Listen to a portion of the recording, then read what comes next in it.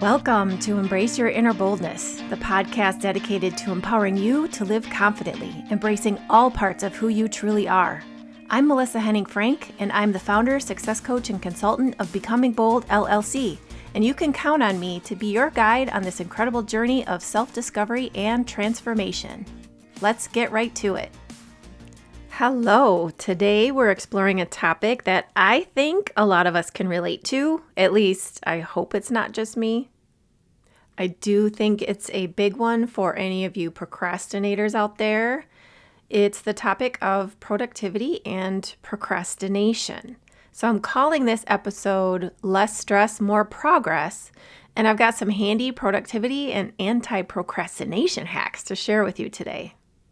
I think this is kind of a topic that we talk about sometimes, but in my mind, it's definitely one of those that we don't talk about enough, and we're going to confront the things we don't talk about so we can stop playing small and embrace our inner boldness.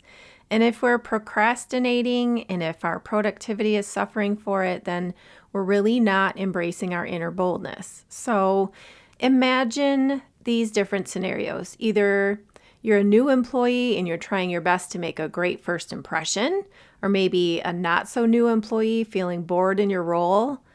Maybe you're a new leader looking at all the problems you need to tackle. Maybe you're a project manager feeling stuck on how to proceed with your project plan. Or you're a mom looking around trying to figure out what task to start or which one to finish because you have so many started already. Or you're an artist staring at a blank canvas, a writer battling that dreaded blinking cursor. Maybe you're someone navigating the beautiful chaos of a neurodivergent mind. This episode has got you covered, so let's get started. Creative blocks and procrastination happen when the brain struggles to generate new ideas or make connections. Let's get into the why behind this. So according to design-.com, there are neurological factors that can cause blocks. So the prefrontal cortex is responsible for decision-making and abstract thinking, and it plays a role in creativity. So when it's overactive, it can lead to big-time self-censorship where you're not saying what you mean or you're really filtering out your thoughts and your next steps, which can really make it harder to generate ideas. So when the prefrontal cortex becomes overactive, is under chronic stress, perfectionism, overthinking, trauma can cause it. When you're feeling overwhelmed, you have too much on your plate, lack of sleep, you could be pushing down emotions. All of those things make your prefrontal cortex overactive and unable to tap into its usual creativity. Then there's dopamine levels. Creativity thrives on dopamine. So this is the neurotransmitter that's linked to motivation and reward. It's that feel-good hormone. Low dopamine levels make you feel uninspired, and that makes creative thinking feel like a big chore. Then there could be psychological barriers. So things like fear of failure, perfectionism, self-doubt. These things really inhibit creativity and cause you to procrastinate. When people worry about being judged or making mistakes, their brain shifts into this defensive freeze mode rather than a creative exploratory mode. There's also environmental influences. So stress, isolation, lack of stimulation, all of these can hinder your creativity. If you are in a restrictive or uninspiring environment, it can make it really hard for the brain to form new connections. If there's clutter and disorganization, this can definitely impact your ability to be creative. There's a theory that your external environment is a reflection of your internal environment, meaning what you're seeing outside of you is a manifestation of how you're feeling inside. And if you're living or working in a consistently negative environment, that energy is terribly heavy and contagious and will negatively impact your progress. It could even drive it to a halt.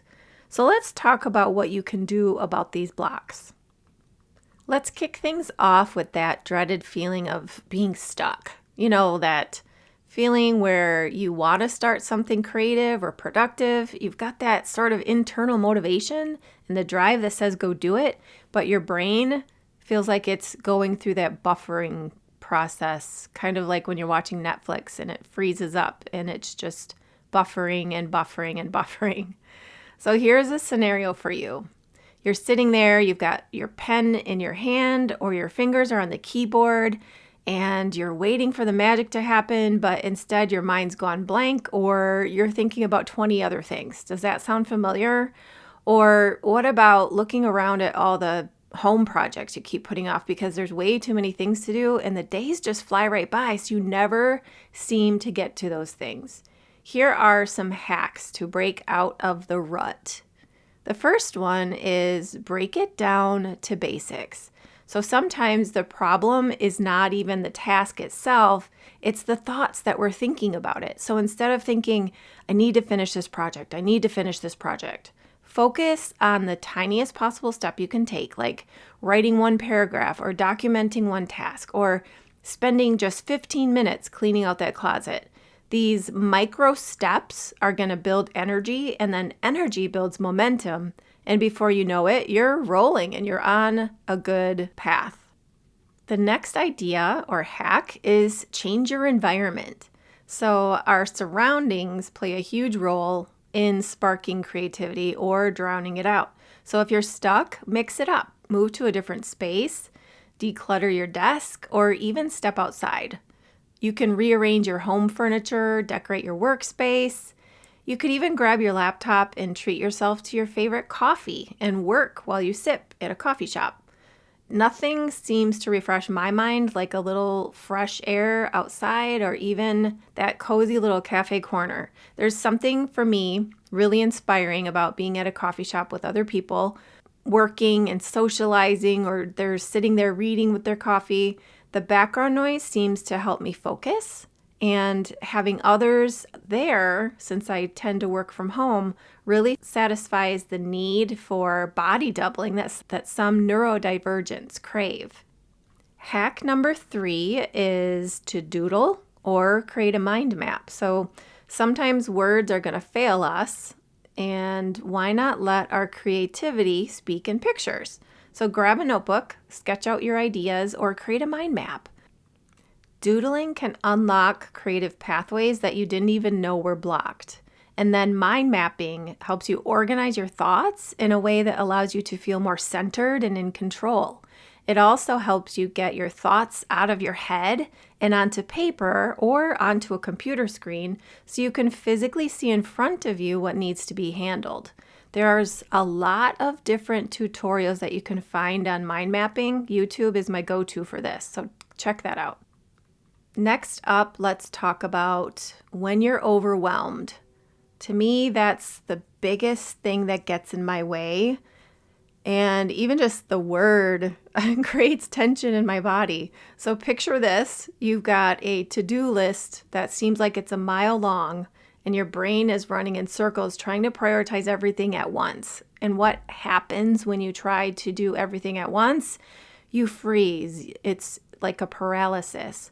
So here's how we tackle that feeling and make some positive steps forward. There's a few hacks that I want to share on that topic. So hack number 1 for that is the 2-minute rule. When you're staring at your tasks and you don't know where to start, ask yourself, what can I do in under 2 minutes?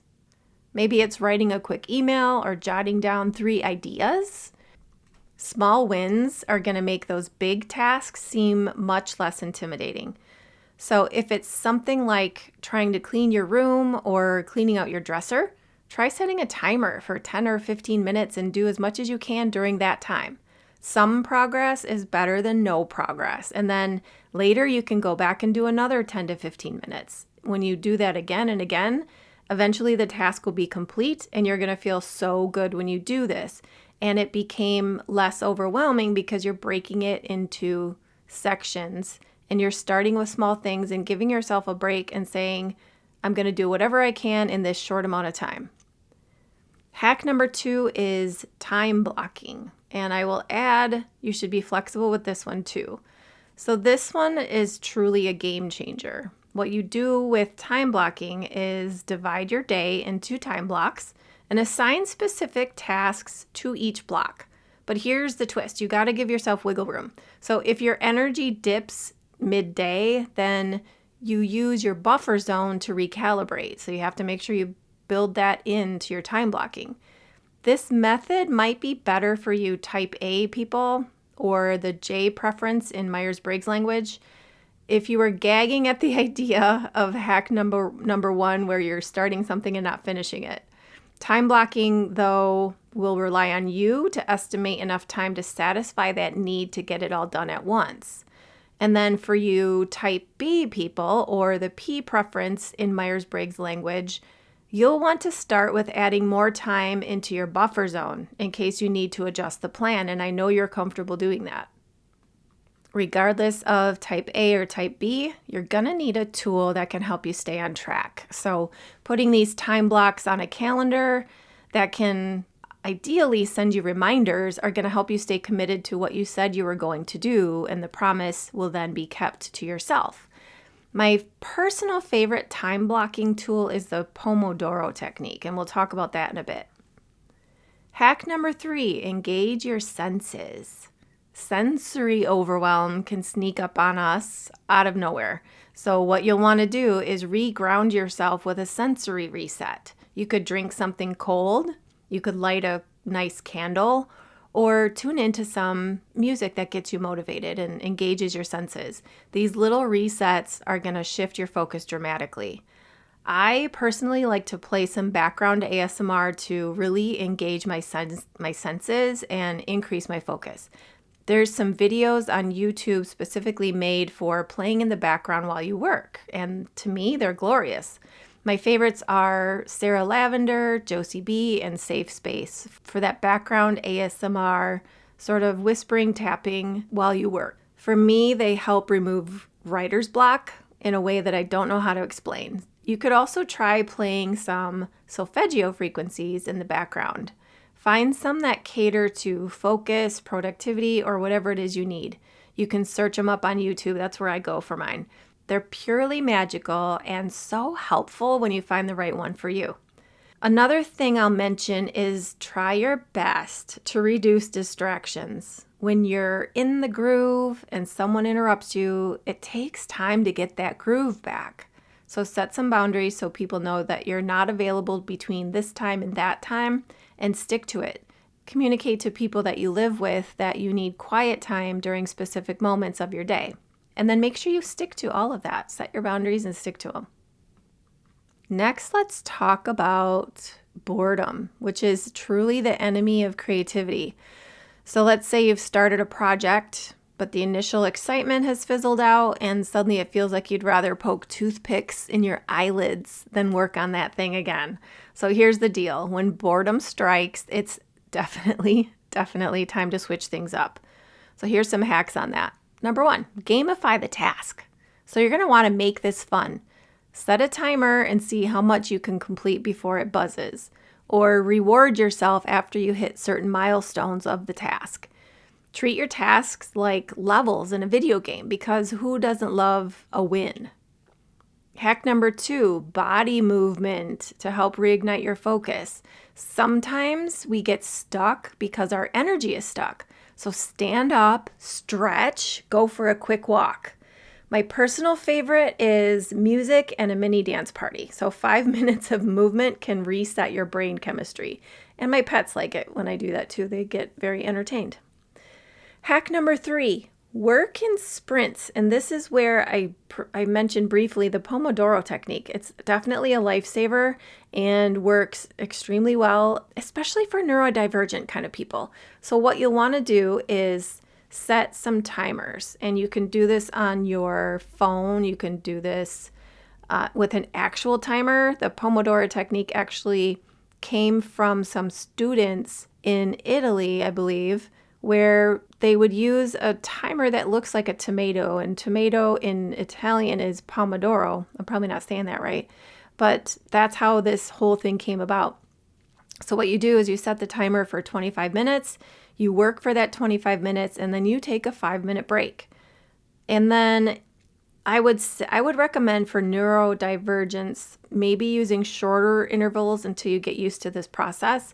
like 15 minutes of work and 5 minutes off. Just kind of figure out and adjust it to your rhythm, no matter who you are.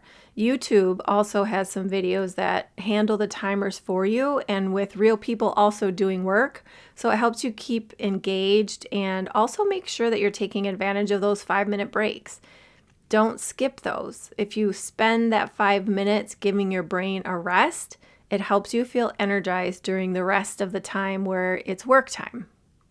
And finally, let's talk about what to do when you're feeling completely drained. When your brain feels like mush and your coffee has lost its magic, you've had more than your share of bubblers for the day.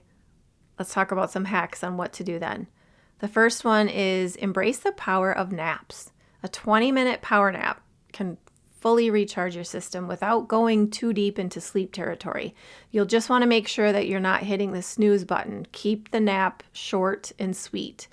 And you might have to kind of shake out the cobwebs after you wake up, but once you get that nap done, you're going to have so much more energy during the rest of the day. Hack number 2, make sure you're hydrated and refueled.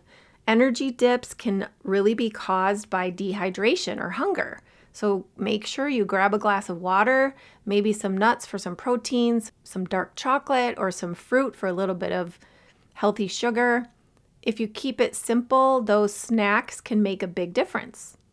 Hack number 3, switch to a different type of task. So when deep focus is no longer possible, then shift gears and make sure that you're tackling lighter, easier tasks like sorting files or brainstorming ideas. You're still being productive, but you're also giving your brain a break. Overall, you just really need to figure out what types of tasks energize you and what kind drain you, and then analyze how your energy ebbs and flows, and then align your tasks in a way that work best for your energy levels. For example, do tactical or repetitive things when your energy is kind of low and you don't want to get deep into something that requires a lot of thought or focus. Make sure you know yourself enough to understand when you do your best brainstorming. If you're not a morning person, don't schedule things like that in the morning, for example. For me, I do a lot of writing and recording. So if I'm tired, if my brain has nothing left in it, it's not going to work out in my favor. So I have to make sure that I'm flexible enough, along with figuring out the time of the day that works best for me to get my thoughts out on paper or get my words into this microphone, because there is such a difference in the energy that goes into my words depending on the energy that I'm feeling in my body.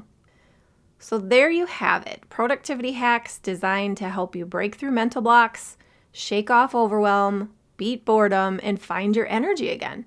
Bottom line, if you're not taking care of yourself, it's likely you'll continue feeling overwhelmed, and ain't nobody got time for that. So make the time now to set yourself up for success. You don't have time not to. And stop thinking it's about being perfect, because it's not. There's no such thing as perfect. It's about finding what works for you. Just start. Even start badly if you have to. Just start and let the momentum of starting untangle the cobwebs. Even the smallest step forward is still forward. And then done is better than perfect. And as we strive for progress, not perfection. Say it with me. Progress, not perfection. Progress, not perfection. Progress, not perfection. I'd love to hear your thoughts. What works for you when you're feeling stuck, overwhelmed, bored, or drained? Drop me a comment, send me a message, share this episode with a friend who needs a little extra motivation. As a helpful follow-up, watch for a future episode on finding work-life harmony in today's world. Until next time, keep creating, keep growing, and most of all, keep being bold. And oh yeah, as you're navigating any blocks to creativity or productivity, please remember to be kind to your mind. Thanks so much for joining me on this episode of Embrace Your Inner Boldness. I hope you found inspiration and actionable tips to help you live more confidently. If you enjoyed today's episode, be sure to subscribe so you never miss out on the latest insights and empowering stories. Please take a moment to also leave a rating and review on your favorite podcast platform. Your feedback helps us reach more listeners and be able to continue bringing you more content that uplifts and motivates. Empowering yourself and/or your team starts with embracing your inner boldness. When we stop playing small, we open the door to limitless potential. Remember, the only limit to your greatness is the one you set for yourself. Stay bold, stay fearless, and let's make this journey unforgettable.